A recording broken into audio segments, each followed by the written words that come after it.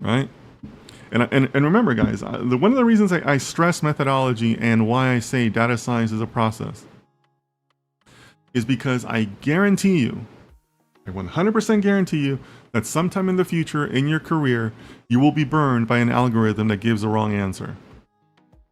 In fact, it might happen multiple times in your career. And that business stakeholder is going to come back to you and say, why did this happen? And at that point, you will lean back on your methodology and the process. And if you had poor methodology, then it's on you.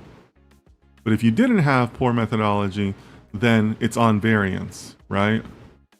Or entropy, or whatever you'd want, however you'd want to put that. But keep that in mind, right? That's why I stress this, because I'm looking ahead here for you guys. I guarantee you that's going to happen. And somebody's going to come to you and say, show me how you got to this terrible, horrible answer that you gave us. And you can say, well, I didn't give you, I may have given you a bad answer, but I didn't give you a bad process. Here's why.